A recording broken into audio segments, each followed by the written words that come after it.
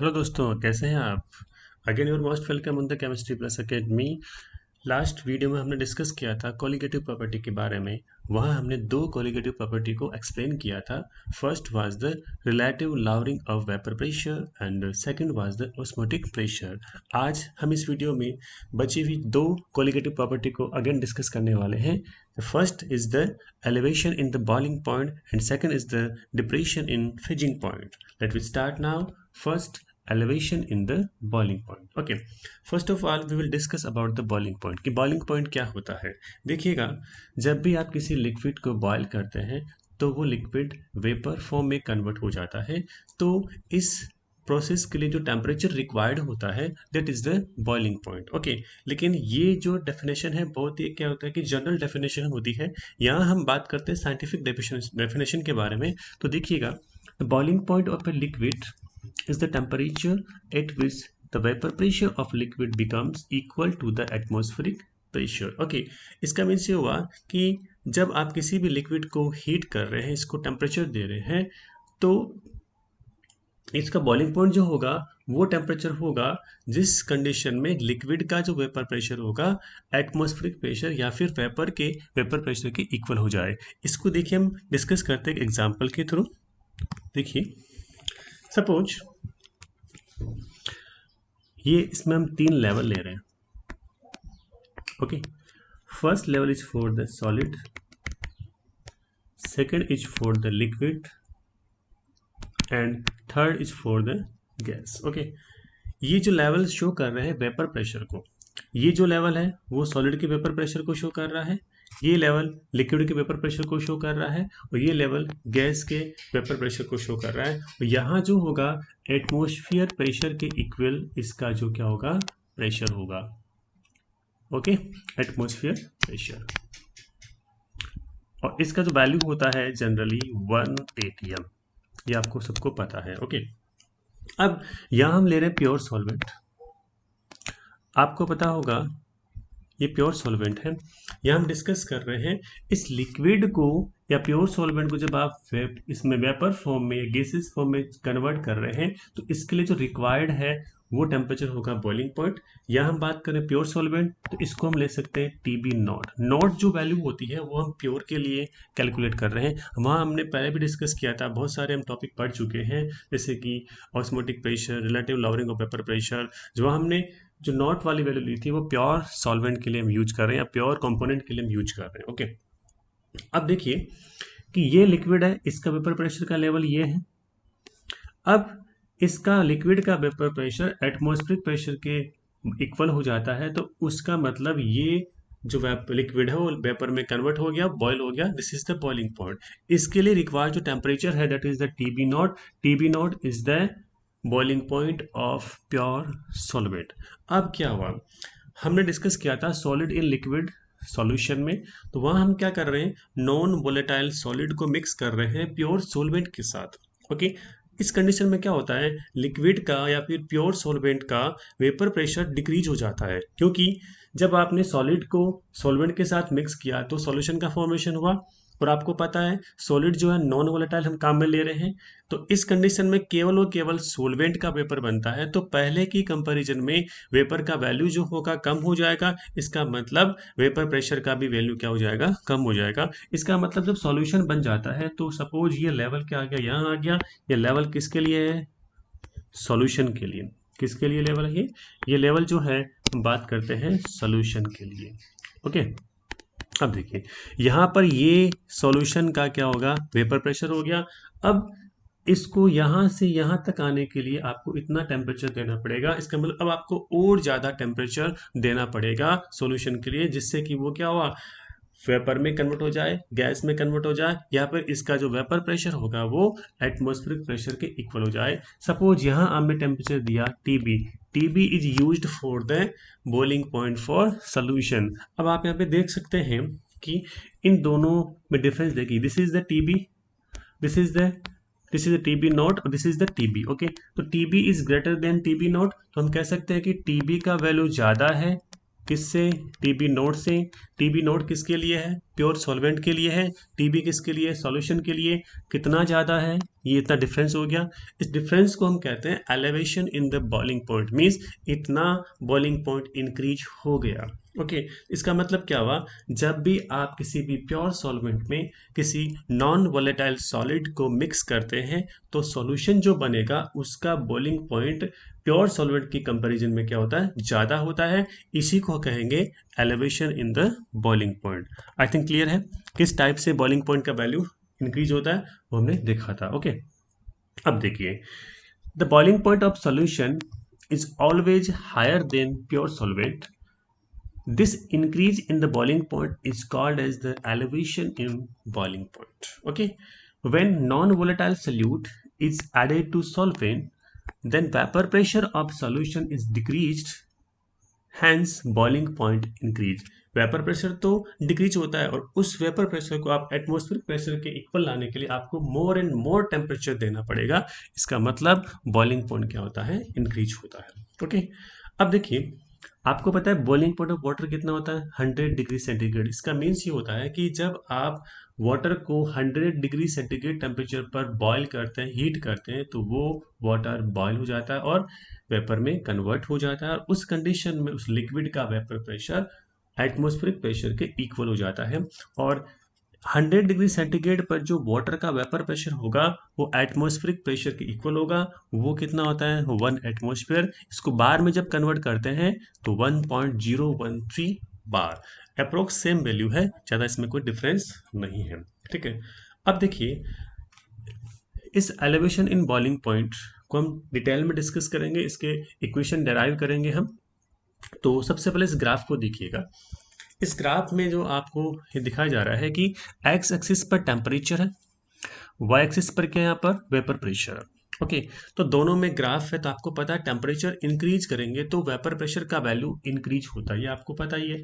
अब यहाँ पर दो ग्राफ दिए गए हैं, एक ग्राफ जो है वो सॉल्वेंट के लिए, दूसरा ग्राफ जो है यहाँ पर सोल्यूशन के लिए। ओके तो यहाँ सॉल्वेंट का जब वेपर प्रेशर 1 एटमॉस्फेयर के इक्वल होता है उस समय इसका जो टेम्परेचर होता है वो होता है TB नोट। TB नोट क्या है? This is the boiling point for the pure solvent. अब हम बात करते हैं सॉल्यूशन में। जब सॉल्यूशन का वेपर प्रेशर 1 एटमॉस्फेयर होता है तो उस समय इसका टेम्परेचर होता है that is the TB। TB is the boiling point of the solution. अब देखिएगा TB का वैल्यू यहाँ पर ज़्यादा है TB नोट से, means TB is greater than TB note. It means क्या हुआ कि सॉल्यूशन का जो बॉइलिंग पॉइंट होगा वो प्योर सॉल्वेंट के बॉइलिंग पॉइंट के कंपैरिजन में ज़्यादा होता है। कितना ज़्यादा होगा? इसका जब डिफरेंस हम निकालेंगे the difference is equal to the elevation in the boiling point. Okay अब देखिए, जैसे मान लीजिए कि आपने सॉल्यूशन प्रिपेयर किया, दिस इज द कंटेनर। यहाँ आपके प्योर सॉल्वेंट था पहले, here pure solvent. Okay solvent अपने यूज किया था यहाँ पर। अब आपने क्या किया? यहाँ पर सॉल्यूट मिक्स किया नॉन वोलेटाइल, ओके जो कि सॉलिड फॉर्म में है, इसकी वेपर का फॉर्मेशन नहीं हो रहा है। अब देखिए, जितना ज़्यादा सोल्यूट इस सॉल्वेंट के पर केजी मास में आप इसमें मिक्स करोगे उतना ही क्या होगा? सोल्यूट का इसमें मोलैलिटी इंक्रीज होगा, मीन्स सोल्यूट का ग्राम अमाउंट या फिर सोल्यूट का मोल अमाउंट आपने इसमें इंक्रीज कर रहे हैं सॉल्वेंट के पर किलोग्राम में। तो इसका मतलब इस सॉल्यूशन में सॉल्यूट की मोलैलिटी क्या हो रही है? इंक्रीज हो रही है। अब आपको पता होगा जितना ज़्यादा सोल्यूट हम एंटर करेंगे उतना ही क्या होगा? वेपर प्रेशर डिक्रीज ज़्यादा होगा और जितना ज़्यादा वेपर प्रेशर डिक्रीज होता है उतना ही बॉइलिंग पॉइंट में क्या होता है? इंक्रीज होता है। इसका मीन्स ये हुआ कि जो बॉइलिंग पॉइंट में इंक्रीज हो रहा है या फिर एलिवेशन हो रहा है बॉइलिंग पॉइंट में, वो सोल्यूट की जो मोलल कंसंट्रेशन है, क्या है? मोलल कंसंट्रेशन है, इसके डायरेक्टली प्रोपोर्शनल होगा। इसका मतलब सॉल्यूशन की जो मोलैलिटी जितनी ज़्यादा होगी उतना ही क्या होगा? यहाँ पर बॉइलिंग पॉइंट में एलिवेशन ज़्यादा होगा। ये आप देख सकते हैं इसमें ग्राफ में, देखिएगा आपको शो हो रहा है इसके अंदर सॉल्यूशन का बॉइलिंग पॉइंट ज़्यादा है प्योर सॉल्वेंट की कंपैरिजन में। अब देखिए, suppose TB not is equal to boiling point of pure solvent, TB is the boiling point of solution, then elevation in boiling point is equal to TB minus TB naught. This is the equation first. Del TB is the elevation in the boiling point. Okay, Now, for dilute solution, del TB is directly proportional to the molar concentration of the solute in solution. Means जितना ज़्यादा solute की molality solution में ज़्यादा होगी उतना ही यहाँ पर elevation जो होगा वो क्या होगा, ज़्यादा होगा। अब आपको पता है molality का सिंबल होता है small m।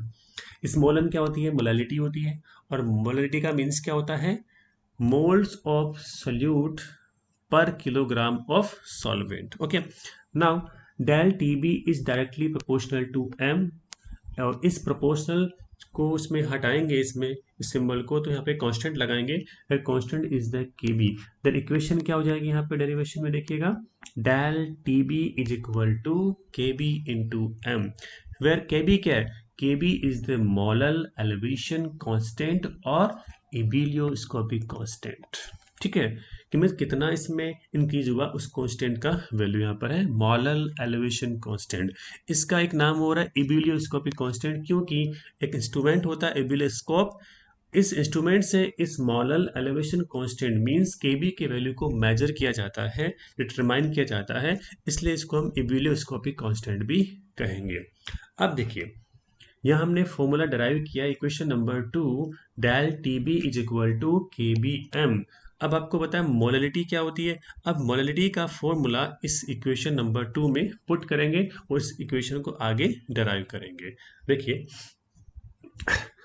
If m is equal to 1, m क्या है, मोललिटी, इसका जो यूनिट क्या होता है आपको पता होगा, मोललिटी होता है moles of solute upon mass of solvent. Okay, और जो मास हम लेते हैं वो किस में लेते हैं, किलोग्राम में लेते हैं, तो इसका यूनिट क्या हो जाएगा, मोल पर केजी।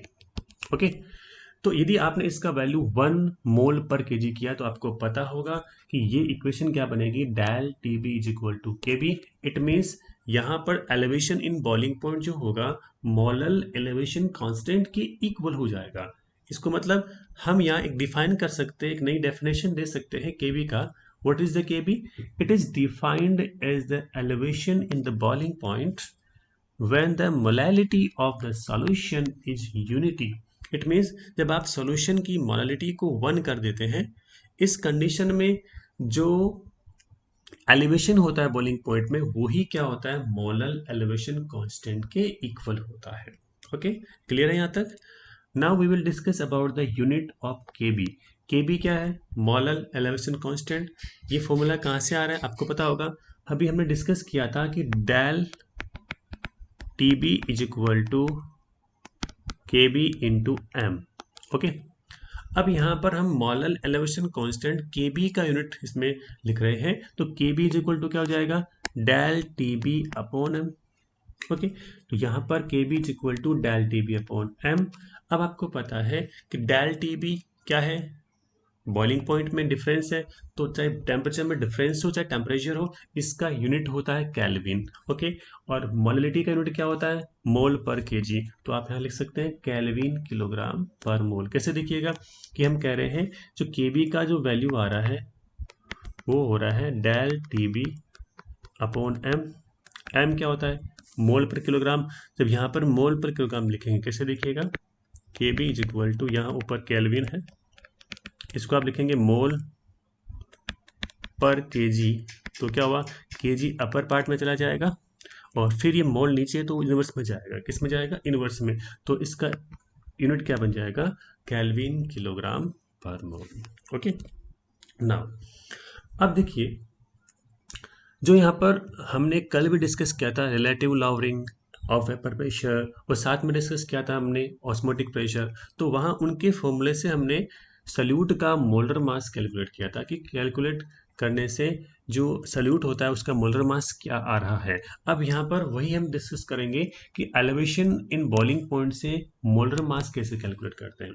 देखिए अभी हमने यहाँ पे मोलालिटी को यूज किया है, तो मोलालिटी क्या होती है, mole of solute upon mass of solvent in kilogram. Okay, तो यहाँ पर हम suppose W1 is equal to mass of solute, W2 is equal to mass of solute, M2 is equal to molar mass of the solute. Okay, जो 1 वाली value होती है वो solvent के लिए होती है, 2 वाली वैल्यू हम यूज कर रहे हैं सोल्यूट के लिए यूज कर रहे हैं। तो आपको पता है मोलैलिटी जो होता है वो होता है moles of solute upon mass of solvent, ये आपको पता है।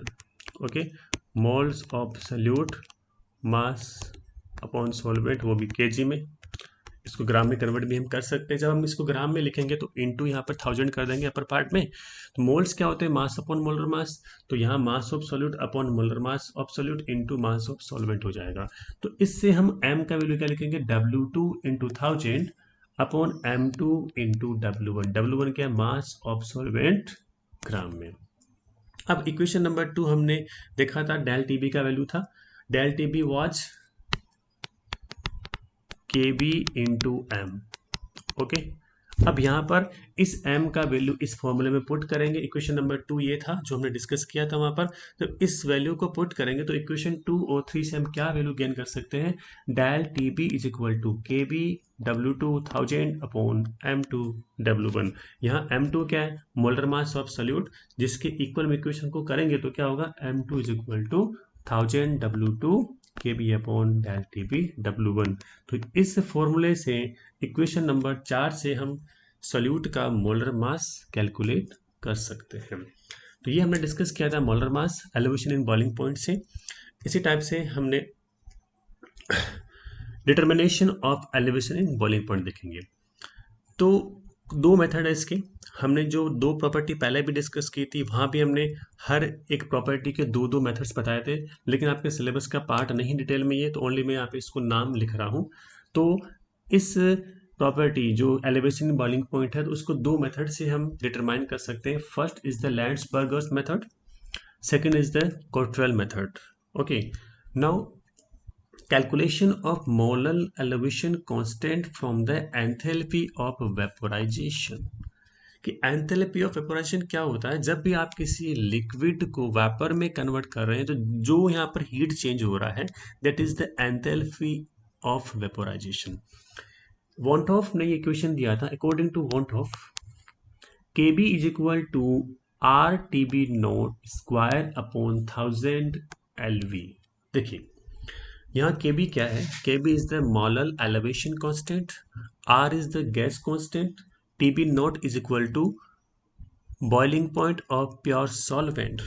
ओके, 1000 है। LV क्या है, LV is the latent heat of vaporization per gram of solvent. Okay, क्योंकि यहाँ पे देखिएगा सारी वैल्यू सॉल्वेंट के हिसाब से ली गई है। अब LV is the latent heat है पर ग्राम सॉल्वेंट के लिए, इसका वैल्यू जो होता है वो होता है del H vaporisation upon M1, जहाँ पर डेल H वेपोराइजेशन क्या होगा, लेटेंट हीट ऑफ वेपोराइजेशन पर मोल ऑफ सॉल्वेंट, और M1 जो है मोलर मास है सॉल्वेंट का, R is equal to gas constant. तो इस टाइप से हम KB का वैल्यू कैलकुलेट कर सकते हैं। डेरिवेशन आपके सिलेबस में नहीं है, जो हायर क्लासेस BSc वगैरह में हम डिस्कस करते हैं इसके बारे में, तो अभी आपके ओनली फॉर्मूला ही है। इसी टाइप से हमने फर्स्ट प्रॉपर्टी को डिस्कस किया है, elevation in boiling point. This is the colligative property. Okay, now next and last colligative property जिसको हम डिस्कस करने जा रहे हैं that is the depression in freezing point. Okay, सबसे पहले हम देखेंगे what is the freezing point. Generally क्या होता है, लिक्विड फॉर्म को यदि आप सॉलिड फॉर्म में कन्वर्ट करते हैं तो जिस टेम्परेचर पर लिक्विड फॉर्म सॉलिड फॉर्म में कन्वर्ट होती है that is the freezing point. लेकिन यहाँ साइंटिफिक लैंग्वेज में इसका डेफिनेशन क्या होगा, the freezing point of a liquid is the temperature at which the vapor pressure of liquid becomes equal to the vapor pressure of solid। देखिएगा इसको हम diagram से समझते हैं। ओके, नाउ सपोज हमारे पास 3 लेवल है। First is the solid, second is the liquid, third is the gas. ये यहाँ पर होता है 1 एटमोस्फियर इसका प्रेशर। ओके, अब देखिए ध्यान दीजिएगा इसमें, यहां पर जब हम बात करते हैं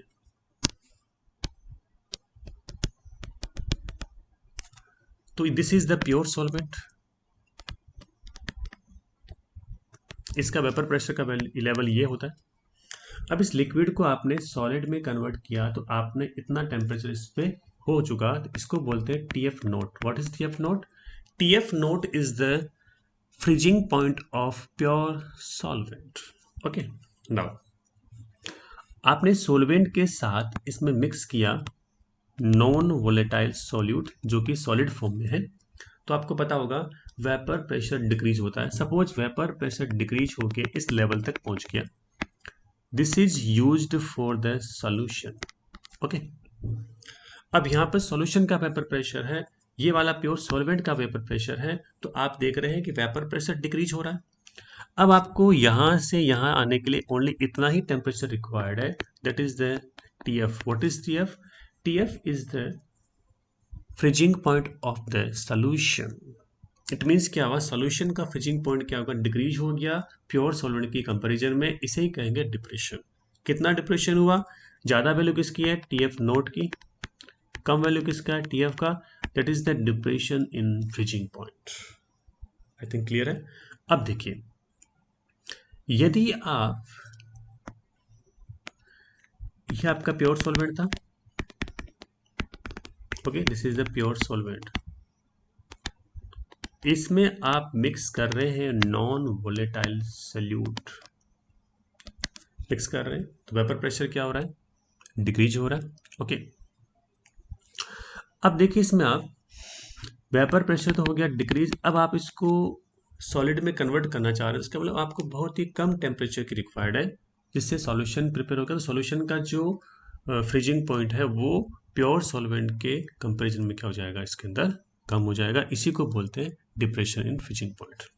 अब आप क्या कर रहे हैं, सॉल्यूट मिला रहे हैं, जितने ज़्यादा इसमें सॉल्यूट के मोल्स बढ़ेंगे सॉल्वेंट में, उस प्योर सॉल्वेंट है उसके किलोग्राम में, मीन्स पर केजी आप सॉल्वेंट में मिक्स कर रहे हैं सॉल्यूट के मोल, तो यहाँ पर आपको पता होगा इस सॉल्यूशन के अंदर जो मोलेलिटी है, मोलेलिटी क्या हो जाएगी, इंक्रीज हो जाएगी। जितना ज़्यादा सॉल्यूट की मोलेलिटी इस सॉल्यूशन में इंक्रीज होगा उतना ही डिप्रेशन भी क्या होगा, ज़्यादा होगा।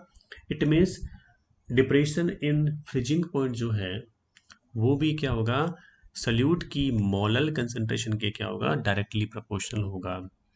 ये जो टॉपिक है just like elevation in boiling point, जहां हमने बॉइलिंग पॉइंट यूज किया, यहाँ हम यूज क्या करेंगे, फ्रीजिंग पॉइंट यूज करेंगे। और जहां हमने क्या यूज किया था, elevation in the boiling point, यहाँ हम यूज क्या करेंगे, depression in the freezing point. Okay, जहां हमने TB यूज किया था यहाँ TF यूज करेंगे, जहां TB नॉट यूज किया था यहाँ TF नॉट यूज करेंगे। नॉट वाली वैल्यू हम यूज करते हैं प्योर सॉल्वेंट या फिर किसी भी प्योर कंपोनेंट के लिए। इसका मीन्स हम कह सकते हैं कि फ्रीजिंग पॉइंट होगा जो सॉल्यूशन का, वो प्योर सॉल्वेंट के फ्रीजिंग पॉइंट से क्या होगा, कम होगा। इसे ही कहेंगे depression in freezing point. Okay, the freezing point of a solution is always lower than that of the pure solvent. This decrease is called as the depression in freezing point. Okay, अब यहाँ पे आप देख सकते हैं graph में temperature और vapour pressure के बीच एक ग्राफ है, और ये जो है this is the frozen line, ये जो देख सकते हैं फ्रोजन लाइन का मीन्स क्या होता है कि यहाँ पर जैसे ही ग्राफ टच करेगा तो वहाँ पर फ्रीज हो जाएगा, वो सॉलिड में कन्वर्ट हो जाएगा। ये जो ग्राफ है ये ग्राफ सॉल्वेंट के लिए आप देख सकते हैं, तो यहाँ पर जैसे इस ग्राफ को टच किया ये सॉलिड में कन्वर्ट हो गया, इसके रिगार्डिंग जो टेम्परेचर है that is the TF note. TF note is the freezing point of pure solvent. Okay, now अब हम सॉल्यूशन की बात करते हैं। जो सॉल्यूशन का ग्राफ यहाँ इस फ्रोजन लाइन को टच कर रहा है, इसमें सॉलिड में कन्वर्ट हो जाएगा, और इसके रिगार्डिंग जो टेम्परेचर है that is the TF is the freezing point of freezing point of solution. Okay, अब देखिए डिप्रेशन कितना हुआ, depression del TF is equal to TF naught minus TF। यहाँ पर TF नोट का वैल्यू ज्यादा है क्योंकि TF नोट क्या है, लिक्विड सॉल्वेंट के लिए है, प्योर सॉल्वेंट के लिए इसमें वेपर प्रेशर का वैल्यू क्या था, पहले ज़्यादा था, फ्रीजिंग पॉइंट भी क्या था इसके अंदर, ज़्यादा था। ठीक है, अब देखिए for dilute solution del TF is directly proportional to the molality of solution, means solute का जितना मोल अमाउंट सॉल्वेंट के पर केजी अमाउंट में ज़्यादा बढ़ाएंगे, इंक्रीज करेंगे, उतना ही क्या होगा, फ्रीजिंग पॉइंट भी क्या होगा इसके अंदर डिक्रीज होगा, डिप्रेशन इसमें क्या होगा, ज़्यादा होगा। It means del T F is directly proportional to molar concentration of solution, या फिर हम कह सकते हैं solute. Then del T F is directly proportional to m, del T F is equal to K F m. K F क्या है, K F is equal to molar depression constant, इसका एक और नेम होता है क्रायोस्कोपिक कांस्टेंट ऑफ सॉल्वेंट। ध्यान दीजिए, Kb and Kf both are used for the solvent, not for solute। ये solvent के वैल्यूज होते हैं। क्रायोस्कोप एक इंस्ट्रूमेंट होता है, इस इंस्ट्रूमेंट से हम मोलर डिप्रेशन कांस्टेंट को कैलकुलेट करेंगे, इसलिए इसका नेम क्या हो जाएगा, cryoscopic constant. If m is equal to 1 mole per kilogram, then m का वैल्यू आपने 1 किया तो इससे वैल्यू क्या हो जाएगी, del T F is equal to K F. यहाँ हम के एफ को डिफाइन कर सकते हैं कि के एफ इक्वल किसके हो रहा है, डिप्रेशन इन फ्रीजिंग पॉइंट के, कब, जब molality of solution is unity. Means molar depression constant may be defined as the depression in freezing point when the molality of the solution is unity। जब molality का value आपने 1 कर देते हैं तो उस कंडीशन में molar depression constant and the kf is the molar depression constant and the del tf क्या होता है यहाँ पर, डिप्रेशन इन फ्रीजिंग पॉइंट, दोनों का वैल्यू क्या हो जाता है, इक्वल हो जाता है। नाउ यूनिट्स ऑफ kf, जो हमने kb का यूनिट लिया था वही यूनिट किसका हो जाएगा, kf का हो जाएगा, क्योंकि दोनों में इसमें क्या है, सेम टर्म्स हम यूज कर रहे हैं, वहाँ भी मोलैलिटी है, यहाँ भी मोलैलिटी है, वहाँ भी क्या था, टेम्परेचर था, यहाँ भी क्या है, टेम्परेचर। तो के एफ इज इक्वल टू क्या हो जाएगा, del T F upon m. जो इक्वेशन हमने ड्राइव की थी अभी थोड़ी देर पहले, del T F is equal to K F into m, तो इससे के एफ इज इक्वल टू क्या हो जाएगा, del T F upon m. Del T F temperature है जो केल्विन में यूज करेंगे, मोलैलिटी जो होती है मोल पर केजी होता है, तो केजी अपर पार्ट में जाएगा तो ये केजी बन जाएगा और मोल इनवर्स में हो जाएगा, तो वही केल्विन किलोग्राम पर मोल। अब देखिए यहाँ पे हम मोलर मास कैलकुलेट कर रहे हैं, W1 is equal to the mass of solvent, W2 is equal to the mass of solute, M2 is equal to the molar mass of solute. तो यहाँ molar mass of solute calculate करेंगे इस equation से, तो यहाँ M का value जो हो जाएगा W2 into 1000 upon M2 W1। तो M मोलैलिटी होती है, जो अभी हमने पिछले टॉपिक में भी डिस्कस किया था, molality is equal to the mass of solute upon molar mass of solute into mass of solvent kilogram में। ओके, नाउ इक्वेशन 2 और 4 को जब अपन मिक्स करते हैं तो डेल टी एफ का वैल्यू इस टाइप से आ जाएगा, क्योंकि हमने यहाँ पे मोलैलिटी की वैल्यू को पुट कर दिया है। अब इसको M2 के इक्वल कर लो, M2 is the molar mass of solute. Okay, तो M2 is equal to this, और इस इक्वेशन से आप किसी भी सोल्यूट का मोलर मास कैलकुलेट कर सकते हैं। ओके, तो that was the molar mass of solute by the depression in freezing point. Okay, now determination of, यह हम कर सकते हैं determination of depression in freezing point. Okay, यहाँ मोलर मास नहीं है, मोलर मास हम कैलकुलेट कर चुके हैं। This is the depression of freezing point. इसके लिए दो मेथड हम यूज करते हैं, first is the Beckmann method, second is the Rast camphor method. Okay, derivation या फिर इसके मेथड को डिटेल में हम इसमें नहीं पढ़ेंगे क्योंकि सिलेबस का पार्ट नहीं है, तो ये यहाँ पे दो मेथड से आपको इतना पता होना चाहिए कौन कौन से मेथड से आप डिप्रेशन इन फ्रीजिंग पॉइंट को कैलकुलेट कर सकते हैं। Okay, now calculating the molar depression constant from the enthalpy of fusion. इस टाइप से अभी हमने एंथैल्पी ऑफ वेपोराइजेशन से कैलकुलेट किया था केबी, केबी क्या था, molar elevation constant. Now KF is equal to molar depression constant. Same उसी टाइप की इक्वेशन होगी इसके लिए, जहां हम यूज कर रहे थे टीबी नॉट, यहाँ हम यूज करेंगे TF not, because TB naught was the boiling point of pure solvent and TF not is the freezing point of the pure solvent. Then Kf is equal to RTF naught square upon 1000 LF. What is LF? LF is the latent heat of fusion per gram of solvent.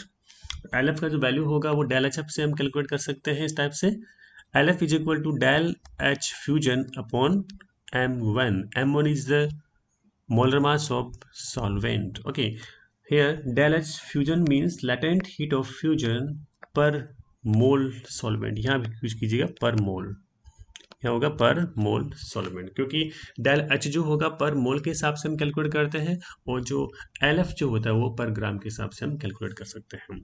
Okay, तो इस type से हमने discuss किया यहाँ पे दो colligative property को, elevation in the boiling point and the depression in freezing point. अब हम नेक्स्ट जो वीडियो में डिस्कस करेंगे इस चैप्टर का last topic abnormal molar mass. इसके बाद ये चैप्टर खत्म हो जाएगा, फिनिश हो जाएगा। तो हमने इसकी 6 सीरीज पहले निकाल दी, इसमें 6 पार्ट हम पढ़ चुके हैं सॉल्यूशन चैप्टर के। अब लास्ट पार्ट जो होगा 7 part of solution, that is the abnormal molar mass.